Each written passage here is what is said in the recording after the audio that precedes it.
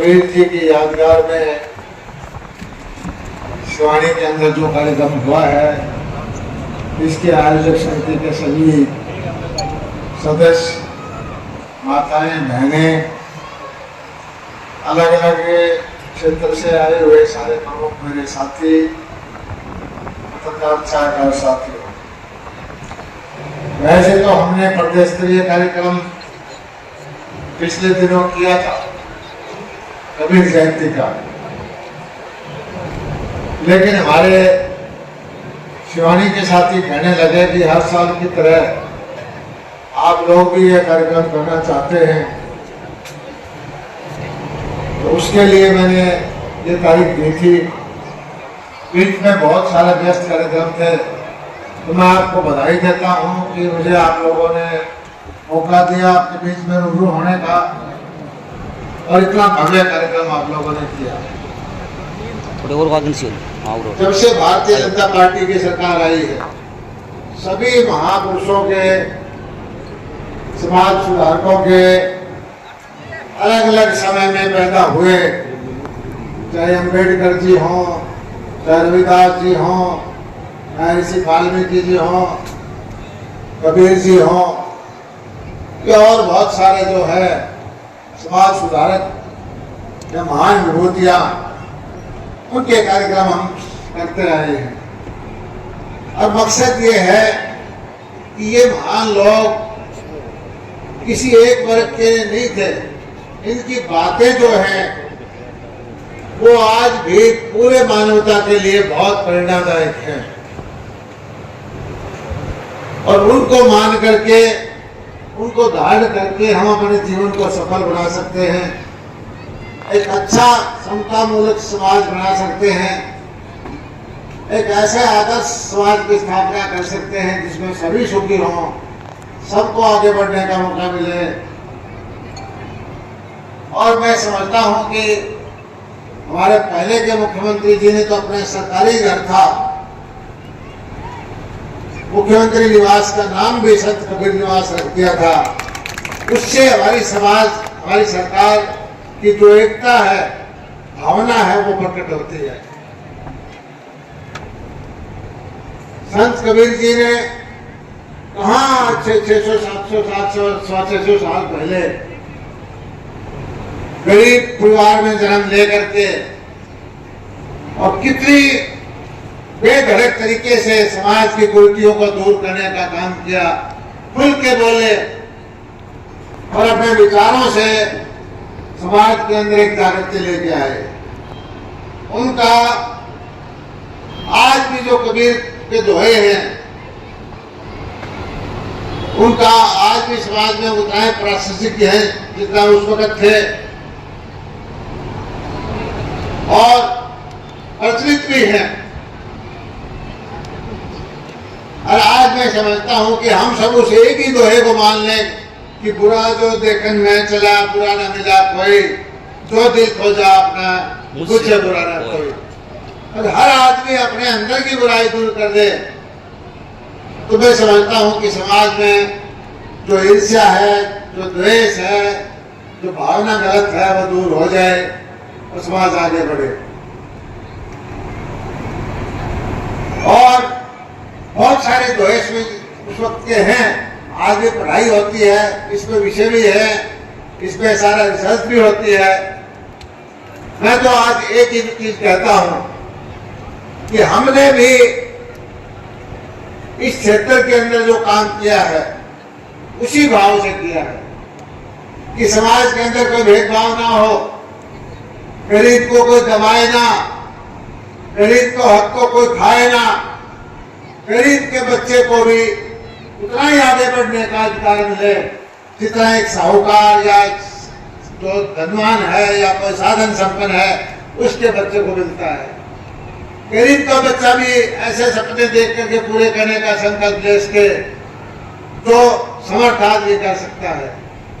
इसी भावना से हमने काम किया।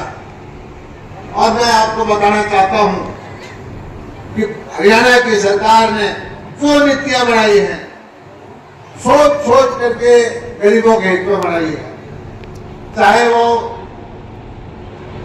चिरायु कार्ड, आयुष्मान कार्ड हो, कौन सबसे ज्यादा दुखी था? गरीब। घर का आदमी बीमार हो जाए, कर्जा चढ़ जाता था, अस्पताल में गिर आता था, सारी उम्र 10-10 साल तक ब्याज नहीं, फ्री में काम करना पड़ता था। शिक्षा के बहुत सारी सुविधाएं थी, गरीबों के बैठने के लिए बहुत सारी सुविधाएं थी, मजदूरों के लिए बहुत सारी हमने सुविधाएं दी। और अब जो है आवागमन के लिए हरियाणा रोडवेज के अंदर भी हमने हैप्पी कार्ड के नाम से योजना शुरू की। उसमें भी लगभग 86 लाख परिवार के सदस्य गरीबों के जो हैं 1000 किलोमीटर फ्री की यात्रा कर सकते हैं। हर रोज हमारी सरकार ये सोचती है कि गरीब के लिए क्या करें। और एक तरफ तो ये है, एक तरफ जो कांग्रेस पार्टी है जो हमेशा झूठ बोल करके, जिसने 60 साल इस देश पर शासन किया, गरीब को वोट समझा, गरीबी हटाने के झूठे नारे दिए, लेकिन सिवाय अपने निजी हित के उन्होंने गरीबों के लिए कोई काम नहीं किया। आज मैं आपको एक चीज का वादा करता हूं कि हरियाणा सरकार हो, भाजपा की मोदी सरकार हो, हर हालत में जो गरीबी अमीरी का भेद है इसको कम करेगी, गरीबियों के बच्चों को आगे बढ़ाएगी। नौकरियों पर पहला हक हमने गरीबों को दिया है। आपने देखा होगा कि पिछले दिनों हमने योजना बना करके जो गरीब थे उनको 5 नंबर अलग दिए ताकि वो नौकरियां ज्यादा ले सके, और 70-80% नौकरियां गरीब बच्चों को मिली है।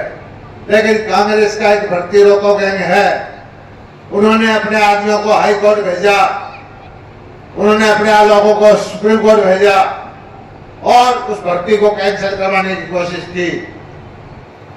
हमने कैबिनेट में फैसला किया, बात की, जो मर्जी हो जाए हम अपने रास्ते से नहीं हटेंगे, कोर्ट में फिर अपील करेंगे, और कोर्ट अगर नहीं मानेगा तो विधानसभा में कानून पास करेंगे। गरीब के बच्चे की नौकरी को हम दूसरे को हटाने नहीं देंगे। गरीब के बच्चे की नौकरी गरीब के पास ही रहेगी, और आने वाले वक्त में भी हम गरीबों को नौकरी देंगे। अभी सारा 70-80 दिन का टाइम है, 50,000 नौकरी हम देने की कोशिश कर रहे हैं। और ये नौकरियों का भी आप देख लेना, 70-80% हिस्सा जो है हमारे गरीब भाइयों को जाएगा। ये जो लोग कांग्रेस के लोग हैं, इनके वक्त में आप सारी चीज देखते हैं, किसानों को कुछ नहीं मिलता था या नहरों में पानी नहीं आता था, 2-2 रुपए के चेक डिमो में हो जाके मिलते थे, फसल इनकी बिकती नहीं थी, गुंडागर्दी यहाँ बाजार में होती थी, आपके यहाँ कब्जेदारी आते थे बाजार के अंदर। जो हमारे छोटे दुकानदार भाई हैं उनको डर रहता था कि कौन गुंडा आकर के आपके ऊपर कौन घाव बोल दे। आज जब मैं देखता हूं कि रेहड़ी लगाने वाला इंद्र जैसा भाई खुशी में नाचता है, तो हमारा राजनीति करने का मकसद पूरा हो जाता है। हम चाहते हैं कि ये कमा के खाने वाले, ये मेहनत करने वाले ये खुश रहे, ये समझे कि आज जो सरकार है इनकी सरकार है, इनके लिए है और इनका काम करेगी। धीरे धीरे करके हम कोशिश करेंगे कि हर एक गरीब भाई खुशी खुशी अपनी जीवन व्यतीत करे, और किसी से डरे ना, किसी से दबे ना, किसी से घबराए ना। तब तक आपका भाई यहाँ बैठा राजनीति करने वाला सिवानी में, लोहारों में गरीब के साथ खड़ा रहूंगा, गरीब की सेवा करूंगा, गरीब को आगे बढ़ाऊंगा, कमजोर का साथ दूंगा। मैं तो इतनी सी बात कहना चाहता हूँ भाई। ये संस्था जो है सुरेश खटक वगैरह की टीम ने जब यह की थी, पेड़ के नीचे में आया था, मैं विधायक भी नहीं था उस वक्त, कुछ भी नहीं था, लेकिन तब भी बहुत सारे झगड़े थे यहाँ। मैंने कब आपका साथ दिया था और खुल के कहा था कि आप काम करो, आप ये गरीबों के लिए संस्था बनाओ, गरीबों के बच्चे को पढ़ाओ। और ये आज मुझे खुशी है कि इतना बड़ा ये भवन बन गया है, और ये खुशी की बात है कि हाँ हर साल ये तरक्की करता जा रहा है। हमारे हिसार से भाई आए, उन्होंने भी कहा है कि साल के बाद जो शिवानी में एक अच्छी संस्था चल रही है, मैं संस्था को हमेशा जो थोड़ा बहुत सहयोग मेरे से होता है वो दे रहा हूँ। और इस बार भी देखे समझा मेरे शर्त लगा के आया था कि मैं जो मेरा आपकी उम्मीद है उससे ज्यादा ही दूंगा, चिंता ना करो, घोषणा ना करो, आपका भिजवा दूंगा। ये संस्था मेरी है, गरीबों की संस्थाएं मेरी हैं। गरीबों के लिए मैं कोई राशि की कमी नहीं रहने दूंगा, चाहे वो सरकार से आए, चाहे समाज से आए, या कड़िया साहब जैसे सेठों से आए, कहीं से भी आए, हम गरीबों के साथ खड़े हैं, गरीबों के कल्याण के लिए हम काम कर रहे हैं। भाई मैं तो एक ही चीज कहता हूँ, एक चीज का आपको ध्यान रखना है, 2-2.5 महीने में चुनाव है और बहुत लोग बहकाने आएंगे, कोई संविधान के नाम पर, कोई किसान आंदोलन के नाम पर, कोई किसी तरह के नाम पर। ये लोग जो हैं आपका भला नहीं कर सकते। ये लोग चाहते हैं कि इसी तरह गरीब गरीब रहे। ये लोग चाहते हैं कि गरीबों के बच्चों की नौकरी, फर्स्ट डिविजन नौकरी को इनके पैसे की कंपनी खा जाए। 12 साल पहले कांग्रेस के राज में, रोहतक वालों के राज में, ये वही चाहते हैं कि पैसा राज आए। लेकिन मुझे पूरा भरोसा है शिवानी की जनता पर, मुझे पूरा भरोसा है हरियाणा की जनता पर, कि आने वाले वक्त के अंदर भी भारतीय जनता पार्टी की सरकार बनेगी। अभी भी इतना हल्ला मचा रखा था कि भाई बहुत पता नहीं क्या हो जाएगा, क्या हो जाएगा। आज भी बराबर सीटें, 5-5 सीटें लोकसभा की आई है। और कमाल की बात है कि 5-5 सीटों पर भी ये इतनी खुशी मना रहे हैं जैसे इनका राज आ गया हो।